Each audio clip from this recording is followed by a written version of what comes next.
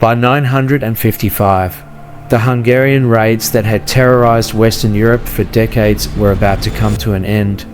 The once unstoppable horsemen of the Hungarian plains had raided deep into Germany, Italy and France, striking fear into kings and emperors alike. But now at Lechfeld they would meet an enemy they could not outrun: Otto the Great and his unstoppable heavy cavalry.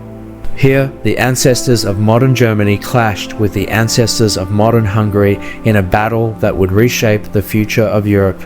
The year is 955, the Holy Roman Empire versus the Hungarians, a final, decisive battle to end the raids once and for all. For decades, the Hungarians had relied on their light cavalry and archery tactics, launching devastating raids across Central and Western Europe.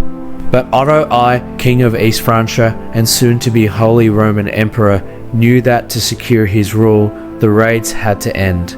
The Hungarians, sensing weakness, launched a massive invasion, crossing into Germany with thousands of horsemen. Otto gathered an army of German knights, infantry and allied Slavic warriors to meet them near the Lech River in modern-day Bavaria. The battle began with the Hungarians using their signature feigned retreat tactics, drawing Otto's forces forward while surrounding them with horse archers. But Otto had studied their strategy well. Instead of chasing the retreating enemy, he held his formation, refusing to be lured into an ambush. Then came the turning point. Otto ordered a full-scale cavalry charge. The heavily armoured German knights smashed into the Hungarian lines, breaking their formations and forcing them into open combat where they were at a disadvantage.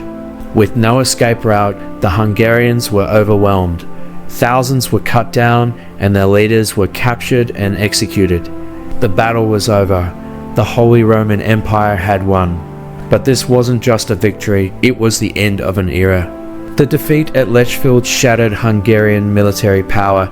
Never again would they launch raids into Western Europe.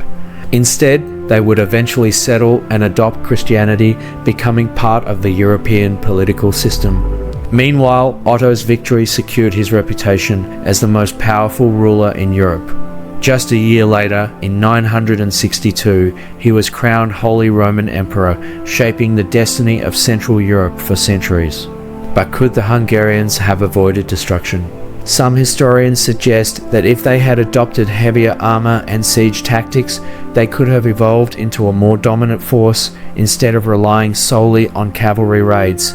If they had fought defensively instead of invading deep into Otto's territory, could they have survived as a regional power?